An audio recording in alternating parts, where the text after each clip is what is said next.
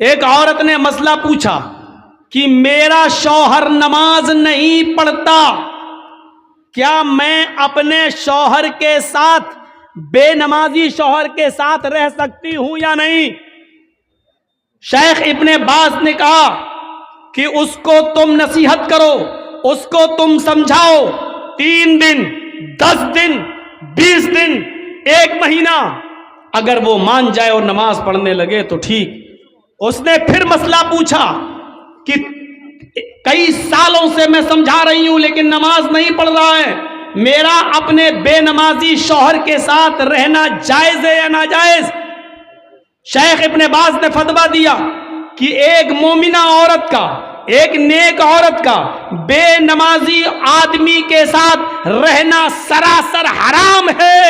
اس عورت نے پھر پوچھا شیخ ابن باز سے، میرا ہسبینڈ مجھے طلاق نہیں دے رہا ہے، وہ کہتا ہے میں نماز نہیں پڑھتا ہوں تو کیا ہوا، لیکن میں تجھے طلاق نہیں دوں گا، اب میں اپنے شوہر کو کیسے چھوڑوں؟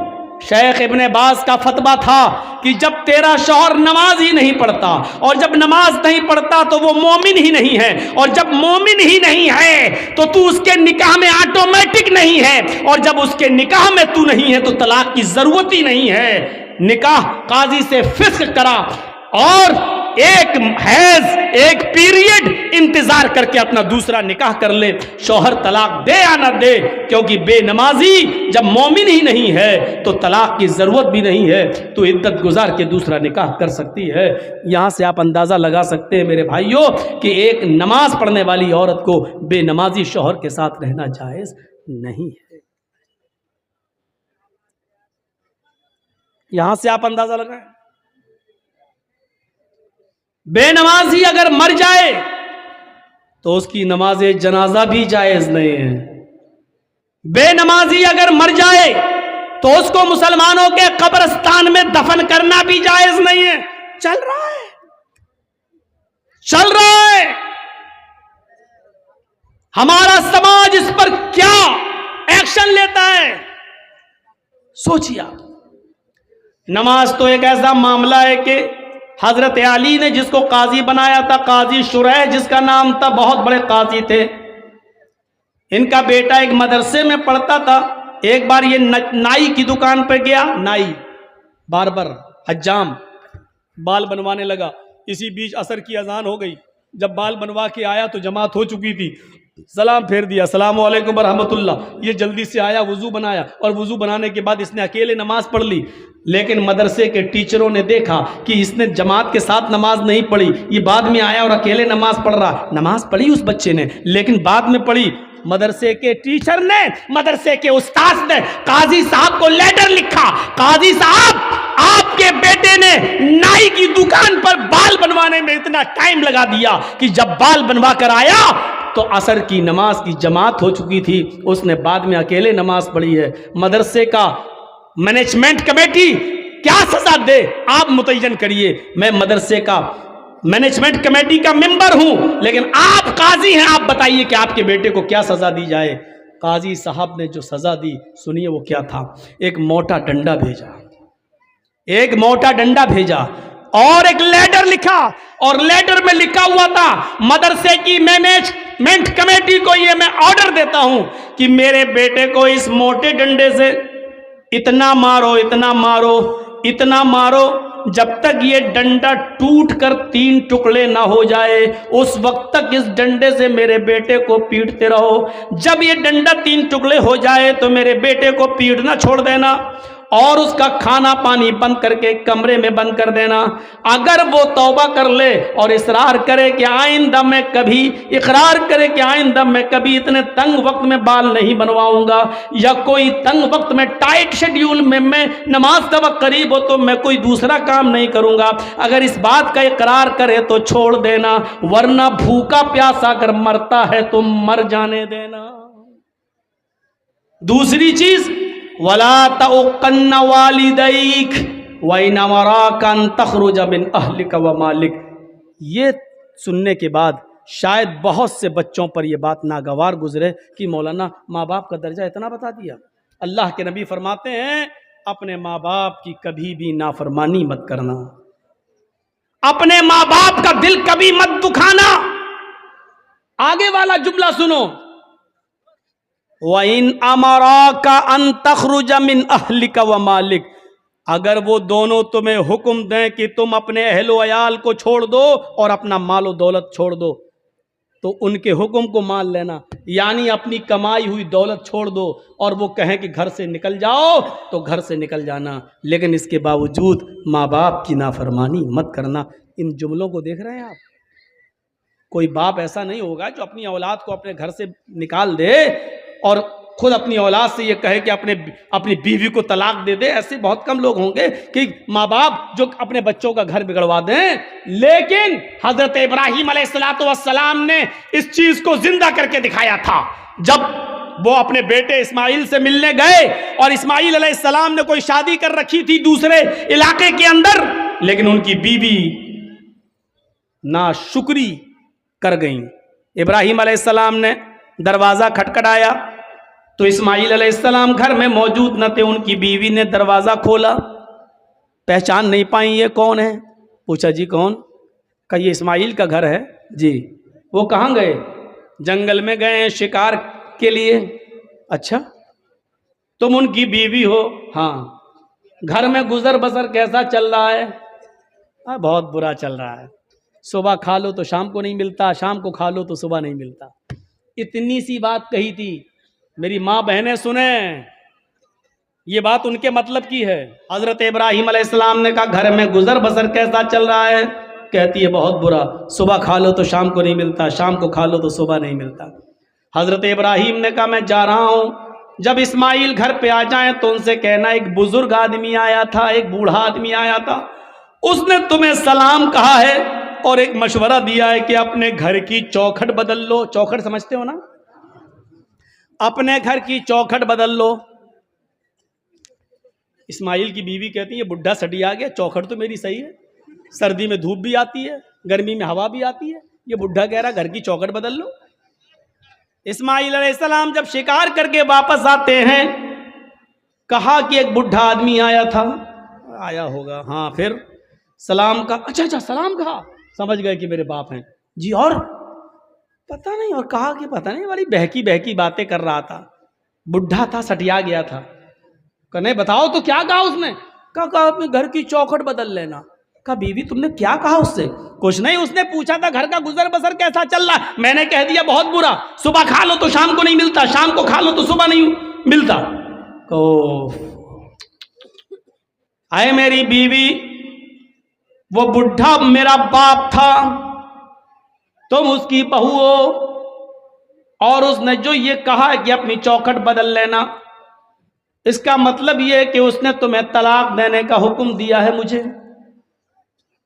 اس نے اشارہ کر دیا ہے کہ گھر کی چوکھٹ ٹھیک نہیں ہے. آپ کی بیوی تو ایسی ہونی چاہیے، چاہے اسے کھانا ملے یا نہ ملے، ہر حال میں وہ اللہ کا شکر ادا کرے، اور اس کو یہ کہنا چاہیے کہ ہم ہر حال میں اللہ کا شکر گزار ہیں، اس نے جس حال میں مجھے رکھا ہے ٹھیک ہے. لیکن تم نے یہ جملے نہ بول کر یہ کہہ دیا بہت برا حال ہے، صبح کھا لو تو شام کو بھوکی رہتی ہوں، شام کو مل جائے تو صبح بھوکی اٹھتی ہوں. یہ جملے تم نے کہا، تم نے اپنے رب کی ناشکری کی، اللہ کی نافرمانی کی ہے، ناشکری کی ہے، اور میرے باپ نے تمہیں طلاق دینے کا حکم دیا ہے. اب تم ایک پل بھی میرے ساتھ نہیں رہ سکتی ہو، میں تمہیں طلاق دے رہا ہوں. اتنی سی بات پر طلاق. تم تو اپنے شوہروں سے پتہ نہیں کیا کیا کہہ دیتی ہو. جا، پورے مہینے کی تنخواہ مل گئی، فیئر اینڈ لولی کب کی ختم ہو گئی ابھی تک نہیں لا رہے، پاؤنڈز کریم کب کی ختم ہو گئی ابھی تک نہیں لا رہے. جب سے تمہارے گھر میں آئی ہوں پریشانی تو ہوں، آرام ملا کب؟ یا اللہ کتنے خطرناک جملے ہیں. ان جملوں کو زبان سے کہنے سے پہلے تیری زبان کٹ کے زمین پر گر کیوں نہیں گئی؟ یہ زمین پھٹ کیوں نہیں گئی؟ تو اس زمین کے اندر سما کیوں نہیں گئی؟ کیسے یہ جملے تیرے منہ سے نکل جاتے ہیں؟ دوبارہ انہوں نے جب دوسرا نکاح کیا اور شادی کی، پھر ایک عرصے کے بعد ابراہیم علیہ السلام جب دوبارہ گئے، اسماعیل شکار کے لیے گئے ہوئے تھے، دروازہ کھڑکھڑایا، دوسری بیوی نکل کے آئی. آپ کون؟ کہ میں فلاں جگہ سے آیا ہوں. اسماعیل کہاں ہے؟ وہ شکار کرنے گئے ہیں. اچھا یہ بتاؤ کہ تمہارا گزر بسر کیسا چل رہا ہے؟ الحمدللہ بہت اچھا.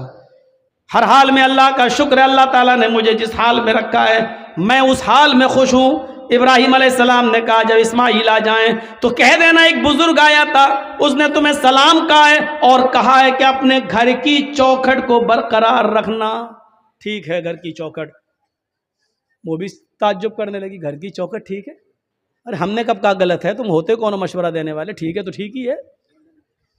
جب بیوی کو پوری بات بتائی بیوی نے اسماعیل کو، تب کہا کہ وہ چوکھٹ تم ہو، اور ابراہیم علیہ السلام میرے باپ نے کہا اس کو برقرار رکھنا کیونکہ تم نے اللہ کا شکر ادا کیا ہے۔ شکر گزار عورت کو تو پورا واقعہ بتانے کا مقصد یہ کہ ماں باپ کی بات ماننا، گھر بار سے نکالنے کو کہیں تو نکل جاؤ، لیکن ماں باپ کے سامنے اف بھی مت کرنا۔ کتنے لوگ ہم سے ملتے، مولانا میری اولاد میرا کہنا نہیں مانتی، مولانا میری اولاد میرا کہنا نہیں مانتی۔ کچھ ایسی تقریر کرنا کہ اولاد کو کچھ اثر ہو۔ حضرت عمر فاروق کے پاس ایک شخص آتا ہے، حضرت عمر فاروق کے پاس ایک صحابی آتے ہیں اور کہتے ہیں کہ امیر المومنین میرا بیٹا دن پہ دن نالائق ہوتا جا رہا ہے، دن پہ دن میرا بیٹا نافرمان ہوتا جا رہا ہے، اس کو آپ بلائیے اور اس کو سمجھائیے۔ سنو، ابراہیم علیہ حضرت عمر نے کہا اچھا بلاؤ بیٹے کو۔ بیٹے کو بلایا گیا، حضرت عمر نے کہا یہ تمہارے باپ ہیں؟ ہاں۔ خوب ڈانٹا، شرم نہیں آتی؟ اس عمر میں اپنے باپ کو ستاتے ہو، نافرمانی کرتے ہو، اپنے باپ کا دل نہیں رکھتے ہو، اپنے باپ کا کام نہیں کرتے ہو۔ پورا ڈانٹ چکے اور جب تھک گئے ڈانٹ ڈانٹ کر حضرت عمر، تب بیٹا بولا امیر المومنین اگر سمجھا چکے ہوں تو میں کچھ بولوں؟ کہاں بولو کیا ہے، اب میری بھی کچھ سنیں گے؟ کہ ہاں بالکل تمہاری بھی سنیں گے۔ کہا یہ بتائیے کہ سارے حق بیٹے کا ہی ہے کہ باپ کے لیے یہ کرے؟ باپ کے اوپر بھی کچھ ذمہ داریاں ہیں کہ نہیں؟ کہاں ہیں؟ کہا بتائیے کیا ہیں؟ حضرت عمر نے کہا 3 ذمہ داریاں باپ کے اوپر سب سے پہلے عائد ہوتی ہیں۔ پہلی ذمہ داری یہ کہ جب گھر میں بچہ پیدا ہو تو اس کا اچھا نام رکھا جائے۔ دوسری ذمہ داری باپ کے اوپر یہ عائد ہوتی ہے کہ جب وہ 7 دن کا ہو تو اس کا عقیقہ کیا جائے۔ تیسری ذمہ داری باپ کے اوپر یہ عائد ہوتی ہے کہ جب اس کا بیٹا بالغ ہو جائے تو اس کی دیندار اور شریف گھرانے میں اس کا نکاح کر دیا جائے۔ یہ 3 ذمہ داری باپ کے اوپر بھی عائد ہوتی ہے۔ اب لڑکے نے کہا امیر المومنین ذرا میرے باپ سے پوچھو ان تینوں کاموں میں سے کیا کام کیا میرے ساتھ؟ اچھا پوچھو اس نے جب میں پیدا ہوا تو نام کیا رکھا؟ حضرت عمر نے کہا کیا نام ہے؟ اس نے عربی میں ایک جملہ بولا جس کا اردو میں ترجمہ ہوتا کھٹمل۔ کیا نام ہے تمہارا؟ کہا کھٹمل۔ کہ یہ نام رکھا ہے میرے باپ نے۔ 7ویں دن کا ہوا، پوچھو عقیقہ کیا؟ نہیں کیا۔ اور جب بالغ ہوا تو میری شادی بھی کر دی، پوچھو دیندار لڑکی سے کی؟ کہا کیسی لڑکی سے کی؟ کہا ڈائن سے کر دی، وہ ہمیں اس کی خدمت ہی نہیں کرنے دیتی ہے، وہ کہتی ہے ہٹ نہیں تیرا باپ نے چل، وہ ہمیں سمجھنے ہی نہیں دیتی۔ جب میرے باپ نے ہی میرے حقوق ادا نہیں کیے تو مجھ سے کیا امید رکھی جا رہی ہے؟ اب حضرت عمر نے باپ کو ڈانٹا۔ دونوں طرف ہیں اسلام کے معاملات، لیکن ماں باپ کو ایک درجہ حاصل ہے۔ کچھ دنیا میں ایسے لوگ بھی گزرے ہیں کہ جب مامون رشید کا خطاب آیا، خلیفہ جب مامون رشید کا خطاب آیا تو یحییٰ برمکی اور اس کا بیٹا فضل برمکی اور اس کا بیٹا یحییٰ برمکی، یہ دونوں کے دونوں مامون رشید کے خطاب میں آ گئے اور جیل میں ڈال دیے گئے۔ فضل برمکی اور یحییٰ برمکی باپ بیٹے دونوں جیل میں ڈال دیے گئے۔ باپ بہت بوڑھا ہو چکا ہے، سردی کی رات ہے، فجر کی نماز میں باپ کو وضو بنا کے نماز پڑھنا ہے، بیٹا دیکھ رہا ہے کہ جیل میں گرم پانی کا انتظام نہیں ہے، کیا کیا جائے؟ تو بیٹے نے تانبے کے لوٹے میں عشاء کی نماز پڑھنے کے بعد پانی بھر لیا اور اپنے باپ کو سلا دیا کہ ابو آپ سو جائیے۔ اس جیل کے اندر یحییٰ برمکی سو رہے ہیں اور ان کا بیٹا فضل برمکی تانبے کے لوٹے میں پانی لے کر اپنے پیٹ میں لگا لیتا ہے۔ عشاء کی نماز کے بعد اپنے پیٹ پر وہ پانی کے لوٹا لگا لیتا ہے، تانبے کا لوٹا، اور فجر کی اذان تک لگاتا ہے کہ پیٹ کی گرمی سے اس ٹھنڈے پانی میں کچھ گرمی آ جائے، اس تانبے کے لوٹے میں کچھ حرارت آ جائے، اور صبح جب فجر کی نماز میں میرے باپ وضو بنائے تو میں تھوڑا گرم پانی اپنے باپ کو دے سکوں۔ اپنے باپ کے گرم پانی کے لیے رات بھر تانبے کے لوٹے کو اپنے پیٹ سے لگا لیتا تھا اور فجر کی نماز میں اپنے باپ کو قدرے گرم پانی دے دیا کرتا تھا. ایسے ایسے فرما بردار اولاد بھی نکلی ہے. ہم کن میں ہیں اپنے آپ کو ڈھونڈیں اور تلاش کریں اور گریبانوں کے بٹن کھول کے دیکھیں. ہم سوچ تو سکتے ہیں نا ہم کس میں ہیں, نافرمانی کرنے والوں میں یا اس میں فرما برداری کرنے والوں میں. وَقَضَىٰ رَبُّكَ أَلَّا تَعْبُدُوا إِلَّا إِيَّاهُ وَبِالْوَالِدَيْنِ إِحْسَانًا. اللہ کے علاوہ عبادت کسی کی نہیں, اور عبادت کے فوراً بعد ماں باپ کے ساتھ احسان کرو. وَبِالْوَالِدَيْنِ إِحْسَانًا. میں بڑے تعجب میں تھا کہ اللہ نے یہاں پر احسان کیوں کہا ہے. احسان کے اندر ہر نیکی شامل ہے. یہ نہیں کہا اللہ تعالیٰ نے کہ ماں باپ کے ساتھ ان کی بیماری میں اچھا سلوک کرو, یہ نہیں کہا. یہ نہیں کہا کہ ان کو کھلاؤ, یہ نہیں کہا, کیونکہ اگر کہہ دیتا کھلاؤ تو ایک ہی معنی ہوتا. لیکن اللہ نے کیا کہا, وَبِالْوَالِدَيْنِ إِحْسَانًا. احسان کرو. احسان کا مطلب اگر ان کو دوا کی ضرورت ہے تو دوا لا کر دو. اگر وہ کمر کے درد کے شکار ہیں, بستر پہ لیٹے رہتے ہیں, انہوں نے کہا کہ بیٹے مجھے ذرا باہر بیٹھنے کا دل کر رہا ہے, تو اپنی پیٹھ پر لاد کر ان کو گھر کے باہر ان کو ہوا کھلاؤ, بٹھاؤ. اگر ان کا دل کہتا ہے کہ بیٹے مجھے فلاں جگہ لے کے چلو, تو ان کو اپنے کاندھے پہ اٹھا کر ادھر بھی لے کے جانا پڑے گا. نیکی, احسان میں ہر نیکی شامل ہے, ہر نیکی, جس چیز کی بھی ضرورت ہے. حضرت عمر فاروق نے ایک صحابی کو, ایک شخص کو دیکھا کہ وہ خانہ کعبہ کا طواف کر رہا ہے اور اس نے اپنی ماں کو اپنے کاندھے پر اٹھا رکھا ہے. حضرت عمر فاروق نے اس کو دیکھ کر مسکرایا, فرمایا تم نے جنت کما لی. تم اپنی ماں کو طواف کرا رہے ہو اس حال میں کہ تمہاری ماں لنگڑی ہے اور آنکھوں سے اندھی ہے. تم نے اپنی ماں کو طواف کرایا, اپنی گود میں لاد کر اس کو خانہ کعبہ کا طواف کرا رہے ہو. تم نے جنت کما لی. اپنی ماں کو طواف کرانے والا صحابی کیا کہتا ہے, امیر المومنین کیا میں نے اپنی ماں کا حق ادا کر دیا؟ میں اپنی ماں کا پیشاب پائخانہ دھوتا ہوں کیونکہ آنکھوں سے اندھی ہے, پیروں سے لنگڑی ہے. میں اپنے ماں کا پیشاب پائخانہ صاف کرتا ہوں, اس کے کپڑے بھی دھوتا ہوں. میری ماں نے تب عمرہ کرنے کی غرض سے مجھ سے گزارش کی ہے, تو میں نے اس کا طواف کرایا اور اپنے کاندھے پر لاد کر اس کو طواف کرا رہا ہوں. کیا میں نے اپنی ماں کا حق ادا کر دیا؟ حضرت عمر مسکرا کر کہتے ہیں اپنی ماں کے حق کی ادائیگی کی بات کرتا ہے. تیری ماں جب تجھے پیدا کر رہی تھی, تجھے جن رہی تھی, تجھے اپنے پیٹ سے باہر نکال رہی تھی, اور اس کو جنتے وقت پیدا کرتے ہوئے جو تکلیف ایک عورت کو ہوتی ہے, جب اس کو وہ تکلیف ہو رہی تھی اور اس کے منہ سے جب پہلی چیخ نکلی آہ, جب تو اپنے ماں کے پیٹ سے باہر آ رہا تھا اور درد کی وجہ سے جب تیری ماں کرائی, چلائی, اس نے کتنی چیخیں ماری ہیں مجھے پتا نہیں, اس نے کتنی آوازیں دی ہیں مجھے پتا نہیں, لیکن درد کی پہلی آواز جو اس کے منہ سے نکلی, اے میرے دوست ابھی تو نے اپنی ماں کی اس پہلی آواز کا بھی حق ادا نہیں کیا. اس کی پوری زندگی کا تو حق کیا ادا کرے گا؟ ابھی تو نے اپنی ماں کے پیدا کرتے وقت ہونے والی تکلیف کی پہلی درد کی آواز کا بھی حق ادا نہیں کیا. آدمی اپنی ماں کے لیے کتنا بھی کر لے لیکن اپنی ماں کا حق ادا نہیں کر سکتا ہے. نہیں, ممکن ہی نہیں ہے کہ وہ اپنی ماں کا حق ادا کر لے. تو دوسری چیز وَلَا تَعُقَّنَّ وَالِدَيْكَ وَإِنْ أَمَرَاكَ أَن تَخْرُجَ مِنْ أَهْلِكَ وَمَالِكَ.